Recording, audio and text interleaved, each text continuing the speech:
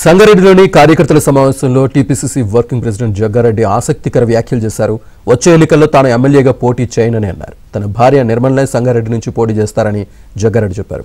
ఈ విషయంలో రాహుల్ గాంధీ, రేవంత్ రెడ్డి చెప్పిన తన నిర్ణయాన్ని మార్చుకోనని స్పష్టం చేశారు. ఎమ్మెల్యే ఎలక్షన్ రాగానే మళ్ళీ సార్ మూడు చేంజ్ చేసుకుంటాడేమో, 2 నెలల ముందు మళ్ళీ సారి నిలబడతారేమని మీరైతే పెట్టుకోకండి. మళ్ళీ చెప్తున్నా, నేను మళ్ళీ దసరా రోజు నేను జగ్గారెడ్డి ఒక మాట అన్నాడంటే మాటకు కట్టుబడి ఉంటాడు అనేది అందరికీ, రాష్ట్ర ప్రజలందరూ కూడా తెలుసు. మాట తేడా రాదు. అందుకే పూర్తిగా మీ అందరికీ ఇప్పుడు మీ అందరు ఫోన్ ఎత్తంగానే, ఫోన్ చేయగానే ఈమె లేపుతుంది కదా, మీ అందరికీ లేపుతుందా? అదేది కరెక్ట్ చెప్పండి. ఈమె లేపుతుందా లేపదా?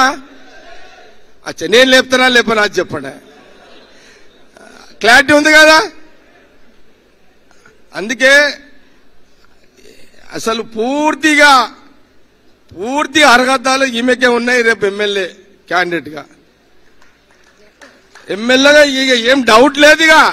మళ్ళీ చెప్తున్నా, నెక్స్ట్ ఎమ్మెల్యే అభ్యర్థి సంగారెడ్డి నియోజకవర్గం నుంచి నిర్మలనే ఉంటది.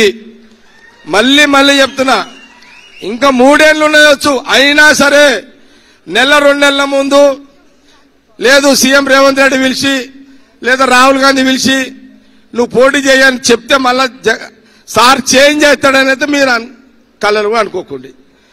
రాహుల్ గాంధీ గారు కానీ, సీఎం రేవంత్ రెడ్డి గారు కానీ, లేదా మన మహేష్ గౌడ్ పిసిసి ప్రెసిడెంట్ కానీ, లేదు జగన్ నువ్వే ఉండని చెప్పినా నేను నెక్స్ట్ ఎలక్షన్ లో సంగారెడ్డి నుంచి పోటీ చెయ్యను. ఇక్కడ నుంచి నిర్మలనే ఉంటది. ఇక